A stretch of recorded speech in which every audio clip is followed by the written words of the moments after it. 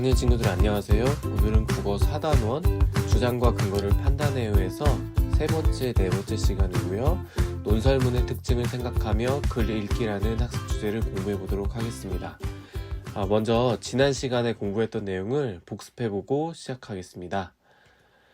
지난 시간에 우리는 동물원은 필요한가라는 주제에 대한 무엇과 무엇을 살펴보았죠?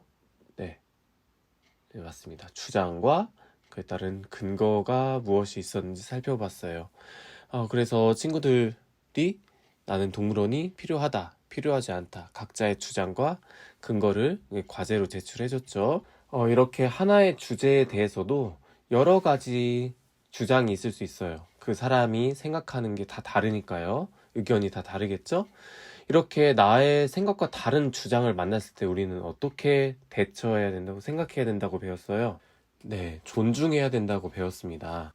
물론 주장을 뒷받침하는 근거가 타당하지 않다면 근거가 타당하지 않다는 점을 비판할 수 있겠죠. 이러이러한 점 때문에 이 근거는 타당하지 않다 이렇게 비판을 할 수 있지만 선생님 생각에는 내 생각과 다른 주장이라면 그 사람의 근거가 타당하던 타당하지 않건 어쨌든 그 사람의 생각이 나랑은 좀 다를 수 있구나 이렇게 존중하고 이해하려는 마음이 좀 중요하다고 생각이 듭니다. 여러분의 생각은 어떤가요? 네, 그럼 오늘 공부할 부분으로 넘어갈게요. 124쪽을 펴주시면요.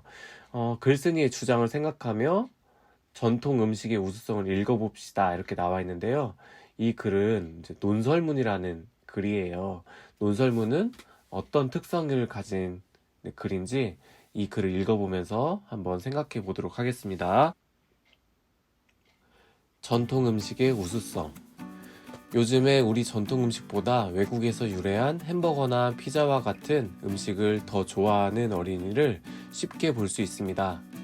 이러한 음식은 지나치게 많이 먹으면 건강이 나빠지기도 합니다. 그에 비해 우리 전통 음식은 오랜 세월에 걸쳐 전해오면서 우리 입맛과 체질에 맞게 발전해 왔기 때문에 여러 가지 면에서 우수합니다. 우리 전통 음식을 사랑합시다. 왜 우리 전통 음식을 사랑해야 할까요? 네, 우선 1문단에서는 여기 옆에 친구의 말을 보니까 문제 상황과 글쓴이의 주장을 밝혔다고 했는데요. 여러분은 1문단에서 글쓴이가 제시한 문제 상황을 찾을 수 있었나요? 어느 부분인가요? 네, 맞아요. 요즘에 이런 문제가 있습니다. 외국에서 유래한 햄버거나 피자를 너무 좋아하고 우리 음식은 별로 좋아하지 않은 것 같은데 그래서 글쓴이의 주장은 어디쯤 나와 있나요? 네, 맞아요. 여기 아랫부분에 있네요. 우리 전통 음식을 사랑합시다.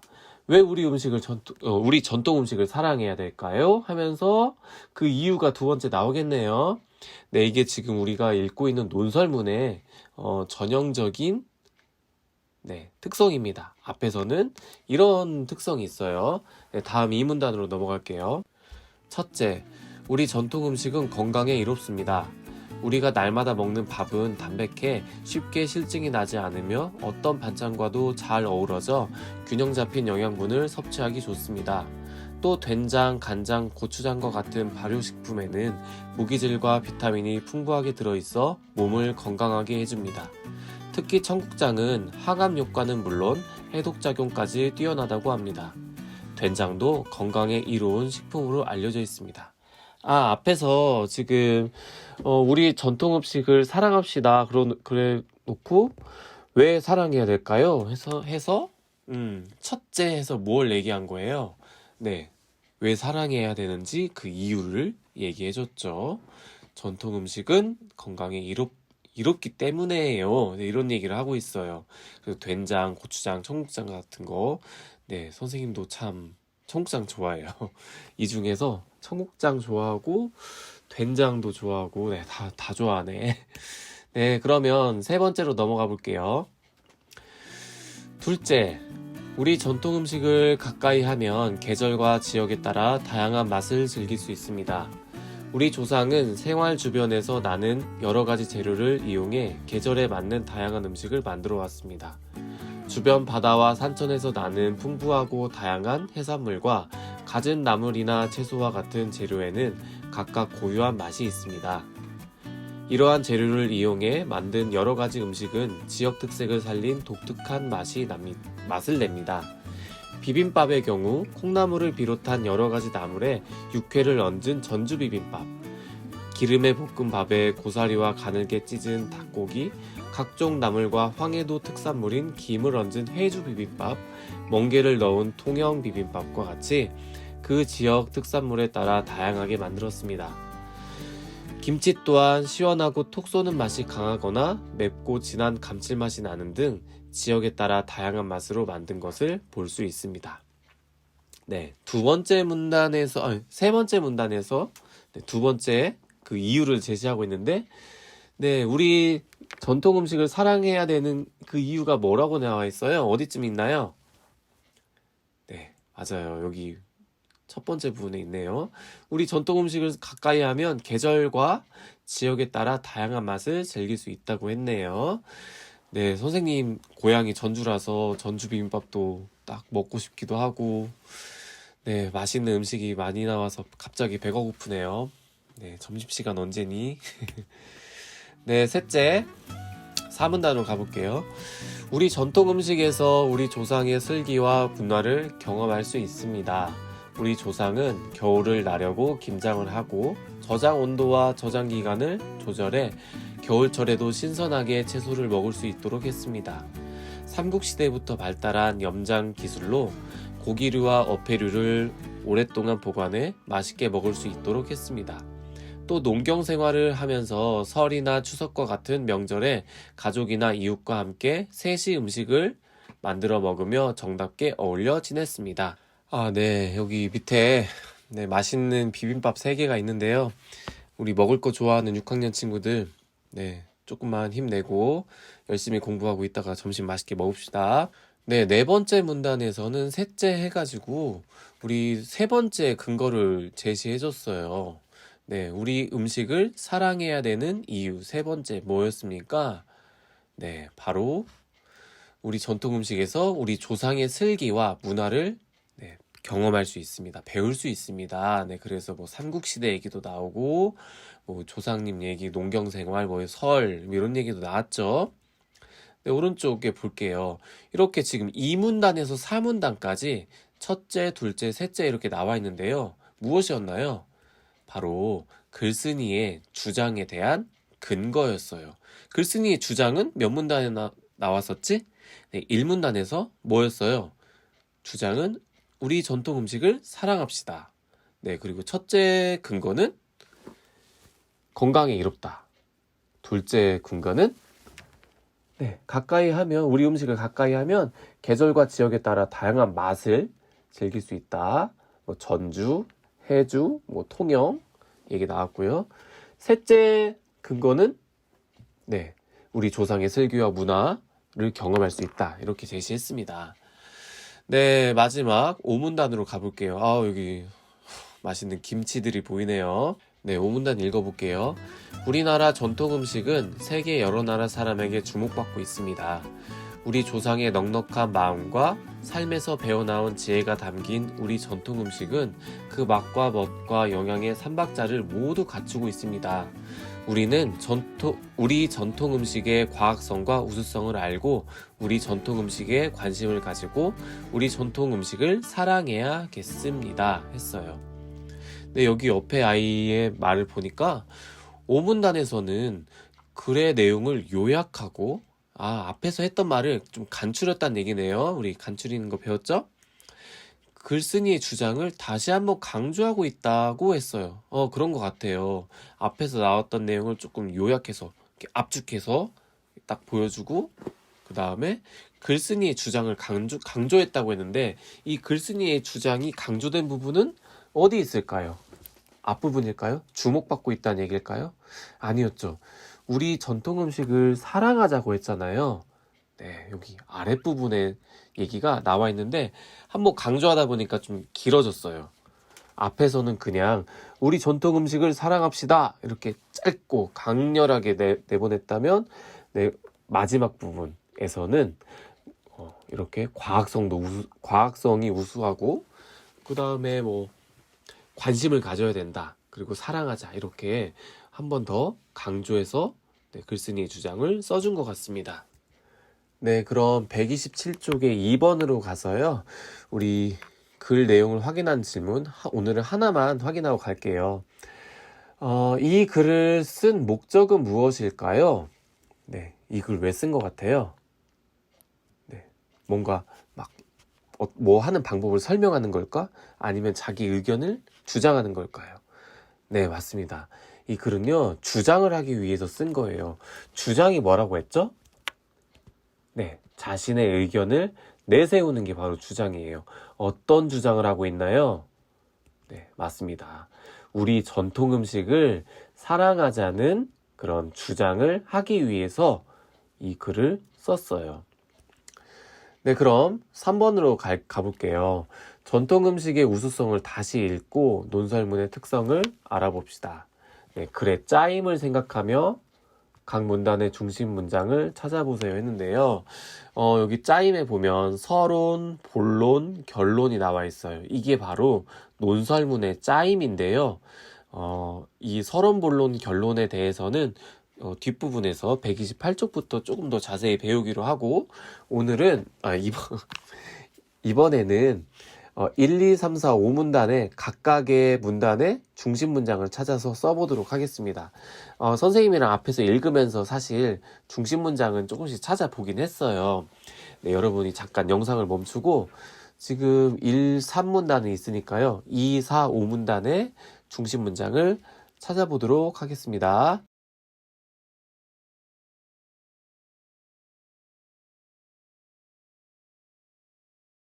네, 잘 찾았나요? 그러면 1문단부터 볼게요. 1문단의 중심 문장은 뭘까요? 중심 문장이라고 하면 이 문단에서 가장 이 사람이 하고 싶은 말, 중요한 문장이죠. 네, 첫 번째 문장에서는 이 글쓴이의 주장이 가장 중요하겠죠. 우리 전통 음식을 사랑합시다. 이 문단에서는 그 이유, 첫 번째 근거가 바로 중심 문장이 되겠죠. 우리 전통 음식은 건강에 이롭습니다. 첫 번째 근거가 중심 문장이 되고, 세 번째 문단에서는 두 번째 근거죠. 둘째, 우리 전통 음식을 가까이 하면 계절과 지역에 따라 다양한 맛을 즐길 수 있습니다가 두 번째 근거이면서 세 번째 문단의 중심 문장이 되고요. 자, 네 번째 문단은 세 번째 근거가 되겠죠. 우리 전통 음식에서 우리 조상의 슬기와 문화를 경험할 수 있다. 네. 그리고 마지막 문단에서는 아까 읽어봤을 때 선생님이랑 같이 봤던 것처럼 글쓴이의 주장을 한번 강조한 부분이 마지막 문단의 중심 문장이 되겠습니다. 네, 그래서 이렇게 정리를 해주면 될 것 같습니다. 네, 1문단, 2문단, 3문단, 4문단, 5문단. 네, 이렇게 잘 정리했죠? 네, 그럼 3번, 2번을 가볼게요. 그럼 이 글의 주장을 써보세요 했어요. 이 글의 주장이 뭔가요? 그럼 여러분 1, 2, 3, 4, 5문단 중에 이 글의 주장이 담겨있는 문단은 어디인가요? 네, 1문단과 5문단이에요. 5문단에서는 주장을 한 번 더 강조해서 써줬고요. 네, 이 글의 주장은 바로 1문단에 있는 내용 그대로 써줘도 좋을 것 같아요. 우리 전통 음식을 사랑합시다가 바로 이 글의 주장이 되겠습니다. 여기 책 선생님이 설명하는 부분도 읽어볼게요. 논설문은 어떤 주제를 놓고 글쓴이가 내세우는 주장과 주장을 뒷받침하는 근거로 이루어져 있어요 했어요. 네, 이렇게 논설문은요, 자기가 하고 싶은 말, 주장을 앞에 딱 놓고 그 주장을 하는 이유를 이렇게 중간중간에 배치하고 마지막에 한 번 더 강조해서 써주는 이런 흐름, 이런 특성을 대부분 가지고 있습니다. 네, 아까 선생님이 논설문의 특성 중에 짜임이 어떻게 이루어져 있다고 했죠? 논설문의 짜임? 네, 맞아요. 여기 있는 것처럼 서론, 본론, 결론으로 구성이 되어 있는데요. 각각의 단계별로 어떤 특성이 있는지 지금부터 살펴보도록 하겠습니다. 네, 128쪽으로 와주시고요. 네, 4번을 읽어볼게요. 서론의 특성을 생각해 봅시다 했어요. 이 글의 서론에서는 어떤 문제 상황을 제시했나요? 글쓴이는 서론에서 어떤 주장을 내세웠나요? 네, 아까 선생님이랑 같이 읽어봤어요. 생각이 안 나는 친구들은 다시 앞쪽 몇 쪽이었냐면 124쪽 부분이었네요. 1문단이죠. 네, 찾아서 한번 읽어보도록 할게요. 네, 이 부분입니다. 영상 잠깐 멈추고 찾아서 써보세요.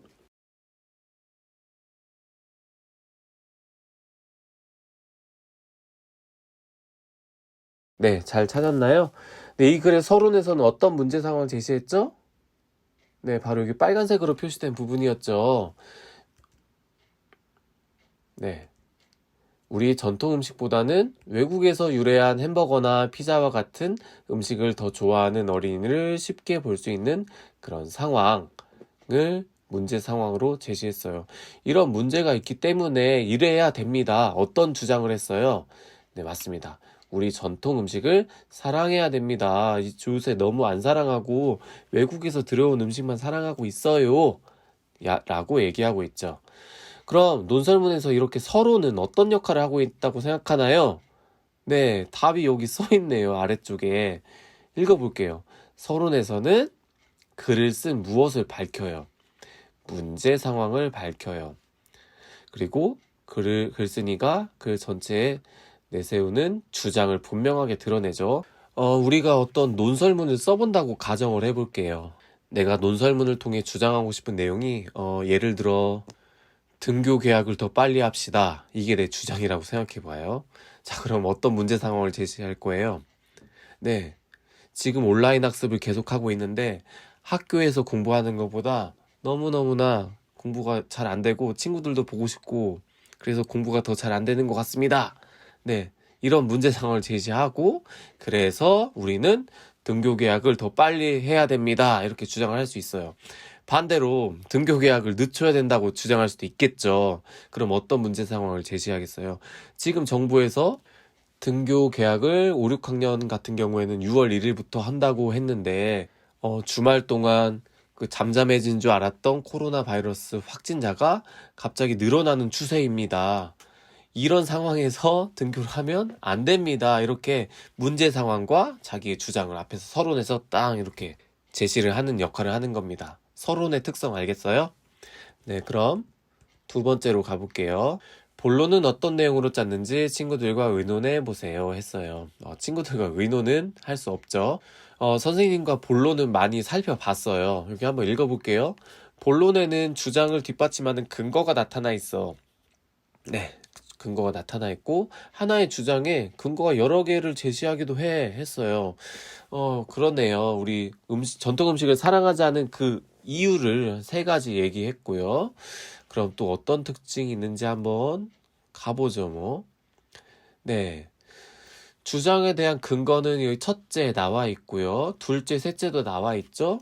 네. 그런데 그 근거 말고 뒤에 여러 개의 문장이 더 붙어 있네요. 자, 얘네들이 하는 일은 뭘까요? 네. 그냥, 봐봐. 주장을 얘기했어. 우리 전통 음식을 사랑합시다. 그 이유는 첫째, 전통 음식은 건강에 이롭습니다. 둘째, 전통 음식을 먹으면 뭐 계절과 지역에 따라 맛을 즐길 수 있습니다. 이렇게 근거만 딱딱딱 얘기해주면 뭔가 설득력이 있나요? 없죠. 그게 뭔데? 잘 이해가 안 되는 사람도 있을 거 아니야. 그래서 각각의 근거마다 네, 그걸 좀 더 뒷받침해주는 네, 자료를 제시합니다. 네. 첫 번째, 뭐 건강에 이롭다는 그 이유를 제시하면서 밥은 쉽게 실증도 안 나고 균형 잡힌 영양분을 섭취할 수 있고 또 여기 된장, 간장, 고추장은 뭐 무기질 비타민도 좋고 뭐 청국장은 항암 효과까지 있다네요. 건강에 이롭다는 것을 얘기하기 위해서 막 이렇게 구체적인 예시를 제시했죠. 그리고 아래다가는 사진 자료까지 제시했대요. 사진 자료 말고 예를 들어서 뭐 그래프를 제시할 수도 있겠죠. 청국장을 먹은 사람과 안 먹은 사람의 뭐 수명 이렇게 그래프로 따다다 이렇게 보여줄 수도 있겠고요. 네, 세 번째 문단, 그러니까 두 번째 근거에서도 역시 다양한 예시가 나와 있어요. 뭐 전주 비빔밥, 뭐 해주 비빔밥 이렇게 지역에 따라 여러 가지 다양한 음식을 뭐 먹을 수 있다, 맛을 볼 수 있다. 네, 세 번째 근거에서도 역시나 네, 사진 자료들 이렇게 제시했네요. 네, 그러면 본론은 어떤 내용으로 구성이 되어 있습니까? 여러 가지 근거를 제시하면서 구체적인 예시 그리고 다양한 자료를 제시하기도 합니다. 네, 논설문의 본론의 역할이 바로 여기에 다시 한번 정리되어 있으니까요. 아랫부분 한번 읽어보시고요. 네, 다음으로 넘어갈게요. 네, 마지막 결론의 특성을 생각해 봅시다. 논설문의 결론은 어떤 역할을 한다고 생각하나요? 네, 우리 앞으로 다시 한번 가볼까요? 126쪽으로 가볼게요. 결론이라는 그 단계 이름에서 알 수 있듯이 결론은 앞에서 했던 말을 이제 마무리하는 거예요. 새로운 이야기를 시작하지는 않겠죠. 앞에서 했던 내용을 한 번 더 어떻게 해요? 앞에서 했던 이야기를 한번 간단하게 간략하게 요약을 해주고 그 다음에 글쓴이의 주장을 다시 한번 얘기하겠죠. 그래서 이렇기 때문에 우리는 이렇게 해야 됩니다. 이렇게 마지막으로 마무리를 하는 모습을 볼 수 있습니다. 네, 그럼 정리를 해볼게요. 논설문에서 결론은 어떤 역할을 합니까? 네, 글의 내용을 요약해주고요. 간략하게 해주고요. 글쓴이의 주장을 다시 한번 강조해 줍니다. 네, 마지막 논설문의 특성을 정리하면서 마무리해 볼게요. 논설문은 주장과 이를 뒷받침하는 근거로 이루어져 있습니다. 네, 이 근거를 도와주기 위해서 또 뭐 다양한 예를 들어주거나 자료를 제시하기도 하죠. 논설문은 서론, 본론, 결론으로 짜여져 있습니다. 네, 논설문의 짜임 배웠고요. 서론에서는 글을 쓴 무엇과 글쓴이 주장을 밝힙니까? 네, 주장을 하는 이유. 요새는 이런 문제가 있다. 그렇죠. 문제 상황이죠. 네 번째, 본론에서는 글쓴이의 주장에 대한 적절한 근거를 제시하고 있고요. 결론에서는 글 내용을 요약하기도 하고 글쓴이의 주장을 다시 한번 뭐 할 수 있어요? 강조할 수 있습니다. 네, 여기까지 마쳤고요. 오늘은 논설문의 특징을 생각하며 글 읽기라는 학습 주제를 공부해 보았습니다. 네, 선생님이 추가로 제시해준 과제를 잘 제출해 주시고요. 꼭 선생님 피드백 읽어보기 바랍니다. 네, 오늘 수고 많았습니다.